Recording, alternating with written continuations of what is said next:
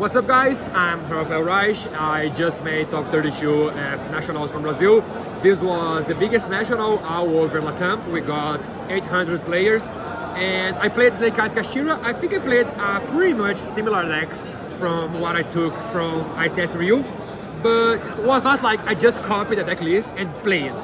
I had a lot of theory behind it, and my conclusion was to keep playing the same list on main deck, and then I did small changes on my side deck and on my extra deck. So I'm gonna explain quickly. I lost on top 32 to Tempai Dragons, and I made 8-2 at my Swiss. So I'm proud of myself, I'm proud of my result, and I think now I have the World Qualifier playoff. So I'm gonna play the top 16 from South America to try to qualify for the TCG Worlds. And yeah, with that being said, before starting with the profile, I will ask you guys to please give us your follow, to please give us a like, and also a comment. Like, tell me what is your favorite Snake Eye card, something like this. And I'm gonna explain all the cards right there. So let's go. Let's go.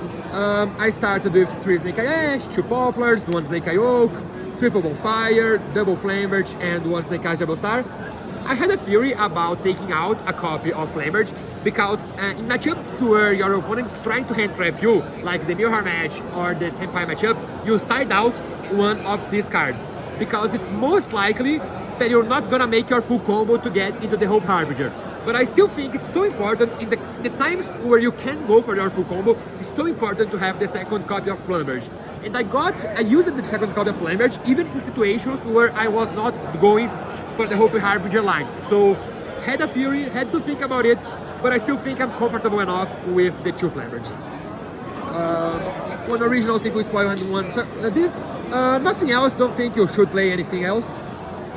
Triple Jabble Stars, triple Wanted, classic.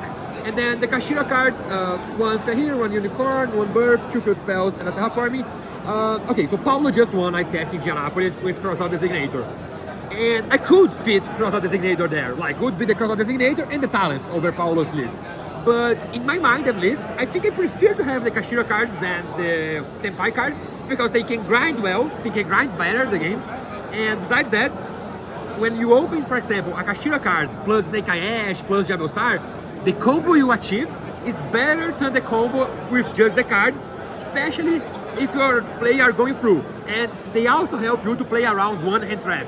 And if you get 2 hand traps, you were gonna lose anyway. It doesn't matter which card you were going to play. So that's why I think the Kashira cards were better. And yeah, the only downside of the Kashira cards is to draw Birth, and I drew like 100 times. But I still think right now, if you are not willing to play like 11 Snake Eyes events, I think the Kashira cards, they are better. But it's like, it's just my opinion. I think I'm more comfortable enough playing the Kashira cards. So. Now for the hand traps, 3 Ash, 3 Mourner, triple Veiler, triple Impermanence. I think this is basic right now, there is nothing much else to do. I played 2 Nibiru's. Maybe I should have played the 3rd Nibiru and just played 44 cards, but I also played triple Draw and Lock Bird. I had a theory behind Draw and Lock Bird because this card on the overwhelming deck should be Draw and Lock Bird or Ghost Ogre. But if you think, well, what is the best spot that you can use a Ghost Ogre, for example, against Tempai? It's on the field spell, right? But if it's going for the field spell, you can also draw on the resolution. And draw gives you more flexibility to stop Terraforming, Kashira cards, Kashira field spell, Fenrir, Bonfire. Prosperity, Bonfire. This is one of the best cards. And even if it's not as good when your opponent opens the nuts, if you open, for example, draw plus Impermanence and your opponent starts with normal summon Snake Eye Ash effect and you, for example, draw him on resolution, this Impermanence or this Veiler will be enough to guarantee that you will win that game.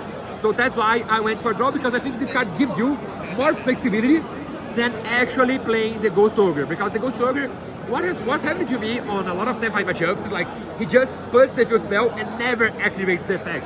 So I had the theory that the Royal Lock Bird would be better against Tempai, against Snake Eyes overall. It's also very good against rogue decks like Branded, for example. And it's not like, against the rogue matchup, it's not like playing the Ghost Ogre against Labyrinth, for example, chance anything.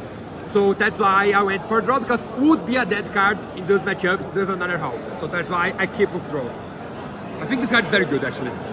And now, one Anima, Dark, SP, here. very basic, very standard. You have to play this.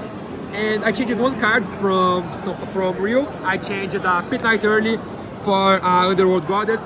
We were looking for, and there was a rise on the number of Melodious decks. And Melodious decks, they are most likely not playing around the Goddess. So you just go for the Goddess, you take out his Foreign Toil, and then the Goddess is gonna negate the area, and then you can play through it.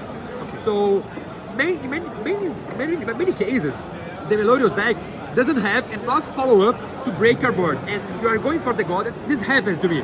I played against Melodious on last round, had just one random card in hand.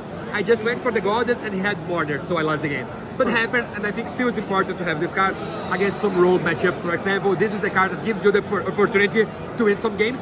And we have 1 month to figure out some combos. So the lines where we were making the Pit Knight, we can play it differently, and then end with, for example, Kashiro Unicorn plus Birth. What is an interaction with the Unicorn and an interaction with Birth. So that's why we changed it for the Goddess. For side deck, the cards that keep the same, pretty much, I think you still have to play.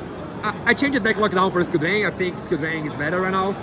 Even though the people are playing the Crossout Designator, I think you'll just have to bet. Triple Talents, this is my card to go first. And this is especially important because this is better against Tempite and the Crossout Designator. So,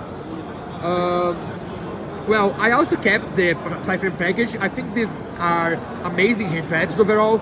This gives you flexibility to play against anything, and this was a very important side card because I side this even against, for example, Labyrinth. I side this card in all matchups, so this helps a lot, helps a lot in your side deck patterns. This also negates talents, for example, if you can pair it up with another hand traps, so I think it's important to play them. Even though they underperformed to me, I think they did the job. So, and then on ICS Rio, this was Triple Cosmic. But after seeing how the deck from Paulo was playing on the ICS Indianapolis, Paulo is like a god in Brazil, so many people will copy his deck list. And both sides, they have Crossout Metal Tronos, they have Impermanence, they have Skill Drain, they have many cards. So, and they take out hand traps to play these cards. So now if I see that it's like a deck from Paulo perspective, I side these cards going second on the mirror match to try to get more value, because there is no way that he's gonna hand trap you, for example, because he's taking out all the hand traps to go with like the crazy can I set cards. So I think it's decent enough to play these cards while you are going second against the basic Snake Eye deck. And then for the end, I had this was a Kurikara and this was a Lyra Lusk in Brazil. In Rio, I changed this for 2 bells because doing my side deck patterns, I wasn't comfortable enough with how I was doing my side decks against Labyrinth, Runic Stun, this is decent against Runic, and Brandon. So I had like, in all those matchups, I had to take out like 2 cards from my deck. Because take out, for example, the Nibiru's, the draws that are not very good. And I had to play 2 more spots to make my side G and side outs. I think Bell was like the most comfortable card because it can get all those cards in their range. So that's why I ended up playing Bell. As I said, this is very similar from what I played in Rio. But it's not like, oh, I'm just gonna submit the same deck list and fuck it. I tried a lot. I made a lot of Fury. But I just think I was still more comfortable with how I was playing this deck, with how this deck was performing. If I was expecting to play against a lot of Snake Eyes, for example, just a Snake Eye before match event, I could have done this deck differently.